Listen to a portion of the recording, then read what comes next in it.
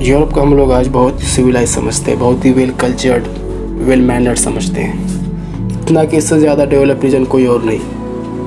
America तो उस list में बहुत बाद में आया,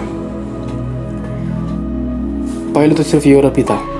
यूरोप आज culture, tradition, literature, science, research, education, medical, हर चीज़ में आगे है, बहुत आगे है।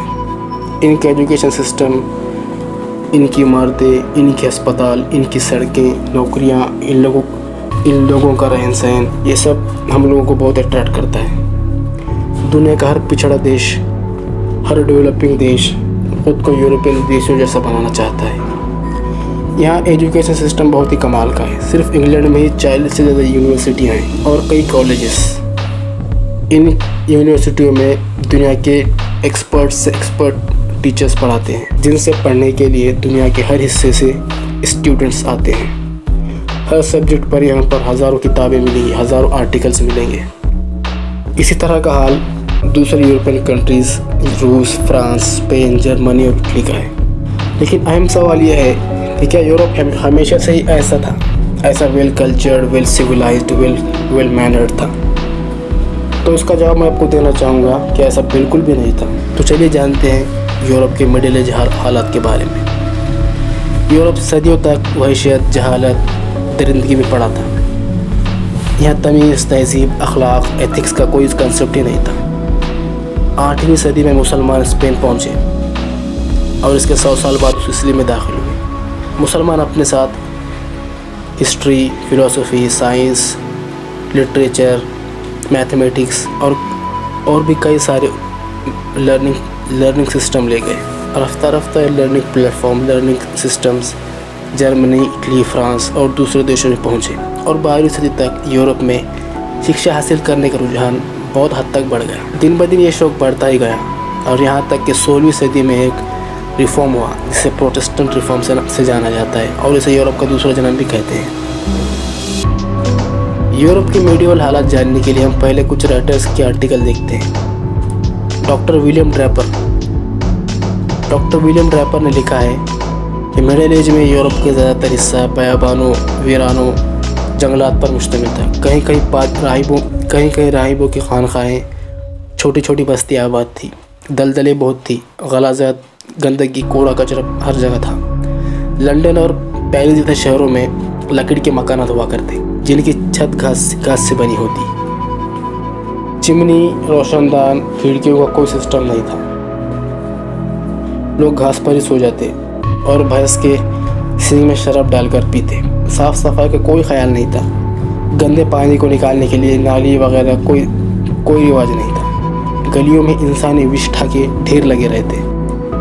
सड़कों पर रोशनी का कोई इंतज़ाम नहीं था और इस वजह से रात में जो भी बाहर निकलता तो गंदगी और कीचड़ में लथपथ हो जाता। रहने की जगह बहुत थोड़ी हुआ करती, इसलिए लोग अपने मवेशियों समेत एक ही कमरे में सोते।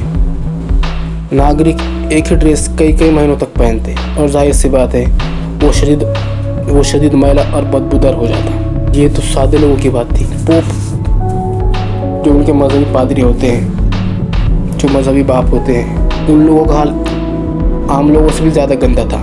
गंदे जिस्म, मैले और बदबूदार कपड़े की वजह से जुओं की एक कसरत थी कि इंग्लैंड का लॉर्ड पादरी जब बाहर निकलता तो उसके कपड़ों पर सैकड़ों जुएं रेंगती नजर आती।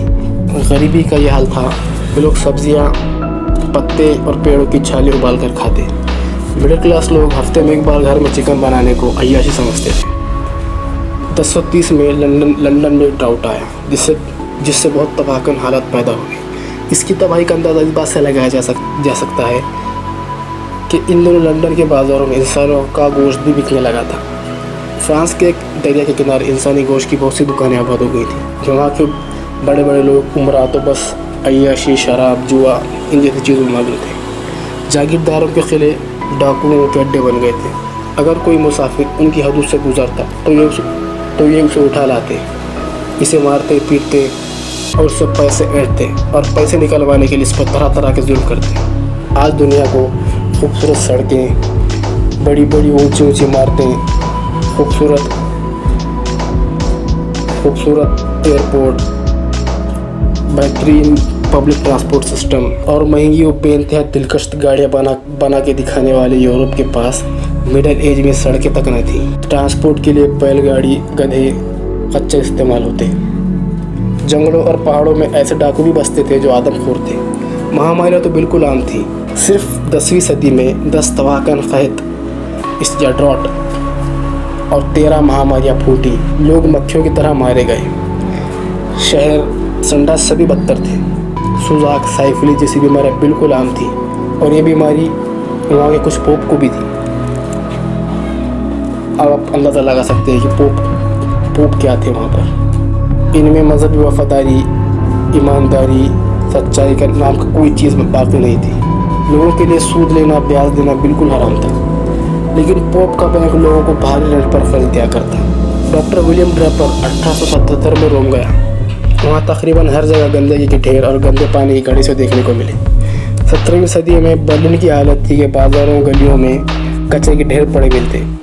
वहाँ एक अजीब सा कानून नाफिज था कि कोई देहाती छकड़ा लेकर किसी काम के लिए शहर आता तो आपसे ऊपर से छकड़ा भरकर वहाँ का कचरा अपने साथ ले जाना होता। स्ट्रेंज थिंग्स, ऐसी चीज़ें कभी ना सुनी हमने, ना कभी देखी। आम लोगों का तो ये हाल था। तो बड़े बड़े अमीर, मंत्री, राजा और रानियों का क्या हाल होगा, आइए देखते हैं। मारी अंतोनेट, ये फ्रांस की आखिरी रानी थी। 2006 में इस पर फिल्म भी बनी है। इसके बारे में बहुत सी फैंसी टेल्स मशहूर हैं। ये औरत नहाती बहुत कम थी। एक ही ड्रेस कई दिन तक पहनती और उसके महल के लोग भी साफ सफाई का कोई ख्याल नहीं करते। दिन ये औरत नहाती। इस दिन को बहुत ही बड़ा दिन माना जाता, जैसे कोई बहुत बड़ा त्यौहार हो और लोग बहुत खुशियाँ मनाते क्योंकि उनके रानी ने आज नहाया होता। इसके बाथटब में तरह तरह की जड़ी बूटियाँ, तरह तरह के नट्स होते जिनसे बहुत खुशबू आती। तरह तरह के फूल, पत्ते, हर चीज़ इसके बाथटब में होती और ज़ाहिर है नहाने के बाद वो खुद को बहुत फ्रेश और तरोताज़ा महसूस करती। शुरुआत के 2-3 दिन तक ये फ्रेशनेस, ये तरोताज़गी ये बाकी रहती, लेकिन तीसरे चौथे दिन ये ताज़गी, ये फ्रेशनेस जाती रहती और उसके बाद इसकी बॉडी से बदबू आने लगती और 5वें-6वें दिन तो बदबू की शिद्दत बहुत बढ़ जाती और पूरा कमरा इसकी बदबू से महक उठता। अब जर्मनी वालों के बारे में बात करते हैं। जर्मनी वाले कभी खाने से पहले हाथ नहीं धोते थे। रूस का ज़ार, ये आदमी बहुत सी जगहों पर सफ़र कर चुका था, बहुत सी कल्चर्स, बहुत से मुल्कों को देख चुका था। इसे लोग बहुत ही पढ़ा लिखा और वेल कल्चर्ड समझते थे, लेकिन इसने कभी अच्छी आदतें नहीं अपनाई, ना कोई सफाई का ख्याल और ना कोई सफाई का ख्याल किया। इस आदमी को महल की चमकती दीवारों पर पेशाब करना कभी बुरा नहीं लगा, कभी गलत नहीं लगा। हाँ, कभी कभी वो कुदरती चश्मों से नहा लिया करता था, लेकिन रोज़ बाकायदा नहाना कभी इसकी आदत नहीं बना।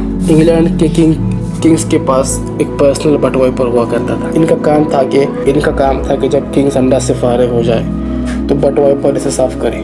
इस बात को मानना हमारे लिए बहुत ही मुश्किल है, लेकिन मानो या ना मानो ये बिल्कुल सच है। और वहाँ इस काम को बहुत ही प्रतिष्ठित जॉब समझी जाती थी और बटवाइपर बहुत खुशकिस्मत समझा जाता और इसकी हौसला अफजाई के लिए आर्टिकल लिखे जाते। स्पेन का फर्डिनेंड और क्वीन इसाबेला, इन लोगों ने भी अपनी यूरोपीय रिवायत को आगे बढ़ाए रखा। असल में ईसाई पादरियों ने ये भ्रम फैला रखा था कि नहाना एक बहुत ही घिनौना काम है और बहुत बड़ा गुनाह है और उससे नंगापन पैदा होता है। ईसाई अपना लिबास बगैर धोए, बगैर बदले मजहबी सफ़र के लिए यरूशलेम जाते थे। लेकिन जब ईसाइयों ने गरनाडा पर कब्जा किया तो वहाँ भी नहाने पर पाबंदी लगा दी और सभी पब्लिक बाथरूम्स को बंद कर दिया गया। जब क्रिस्टोफर कोलंबस बहामास और कैरिबियन लोगों के रोज़ नहाने की आदत का इसाबेला से जिक्र किया तो इसाबेला ये बात सुनकर बहुत डर गई और तुरंत हुक्म जारी कर दिया कि इस अमल को जल्द से जल्द हर कीमत पर रोक दिया जाए। इसाबेला खुद फ़ख्र से कही थी कि मैंने खुद ज़िंदगी में 2 बार गुस्ल किया है, पैदाइश के दिन और शादी के दिन। किंग फिलिप II और उसकी बेटी इसाबेला ने गंदगी का साथ जारी रखा कि इसाबेला फर्डिनेंड की बीवी नहीं, एक दूसरी इसाबेला है। हाँ, लेकिन ये भी स्पेन की है। किंग फिलिप ने 1576 में सभी हवाओं को बंद कर दिया क्योंकि इससे मुसलमानों की याद ताज़ा होती थी। 1601 में इसने ऑस्ट्रेंड पर हमला किया तो उसकी बेटी ने ईरान, जब तक ऑस्ट्रेंड पर मेरे बाप का कब्जा नहीं हो जाता तब तक मैं अपने अंडरगारमेंट नहीं बदलूंगी। बदकिस्मती से ये चढ़ाई 3 साल तक जारी रही। 3 साल तक एक ही अंडरवेयर पहनती रही, ना धो सकती थी ना निकाल सकती थी। आप खुद सोचिए 3 साल तक एक ही अंडरवेयर कोई कैसे पहन सकता है, कितनी उसे तकलीफ हुई होगी। 3 साल बाद उस गोरे हिस्से पर अंडरवेयर के काले निशान बन गए और इस तरह इसाबेला कीटाणुओं के लिए रोल मॉडल साबित हुई। It's funny but it's true. आखिर यूरोपियन लोग इतने गंदे क्यों रहते थे? वो नहाते क्यों नहीं थे? कपड़े क्यों नहीं बदलते? पाक साफ क्यों नहीं रहते थे? इसकी जांच हम अगली वीडियो में करेंगे, क्योंकि वीडियो बहुत लंबा हो जाएगा और मसला हो जाएगा। आपने देखा होगा यूरोपियन लोगों का भूले जाने का कल्चर बहुत मशहूर है। इसका इतिहास बहुत अजीब है। जैसे कि हम जानते हैं ये लोग नहाते नहीं थे, मुँह हाथ तक नहीं धोते थे और कपड़े ना बदलने की वजह से कई दिन तक ना नहाने की वजह से इनके जिस्म से गंदी बदबू आने लगती। जाहिर सी बात है, जिसकी वजह से उन्होंने ये रास्ता निकाला, जब किसी से मिलने जाएं या कहीं किसी के पास जाएं तो साथ एक फूल का गुलदस्ता ले जाएं और इस गुलदस्ते में कुछ खुशबू रख दें ताकि दूसरे लोगों तक इनकी बदबू ना पहुँचे और दूसरे लोगों की बदबू इन तक ना पहुँचे। कहने का मकसद ये उन लोगों को बदनाम करना बिल्कुल भी नहीं है। कहने का मकसद सिर्फ ये है कि वो लोग पहले क्या थे। इतने डेवलप्ड खुद को कहलाने वाले लोग, इतने मशहूर लोग, इतने सभ्य कहलाने वाले लोग, उन लोगों के पास पहले क्या था, उनकी क्या हालत थी। वो रोज़ वो नॉर्मल हाथ मुँह तक धोते नहीं थे और आज वो क्या है और हम क्या थे। दुनिया को सिखाने वाला यूरोप खुद कितना गंदा था, खुद क्या था, ये आपने देखा। इससे तो हम लाख दर्जा बेहतर थे। गरीब ज़रूर थे, गुलाम ज़रूर थे, लेकिन हम इंडिया वाले हमेशा साफ़ सुथरे तो रहते। तो दोस्तों, ये वीडियो कैसी लगी मुझे ज़रूर बताएं। चैनल को सब्सक्राइब करें, वीडियो को लाइक करें और अपना प्यार बनाए रखें। मैं ऐसे वीडियो आपके लिए लाता रहूँगा। थैंक्स।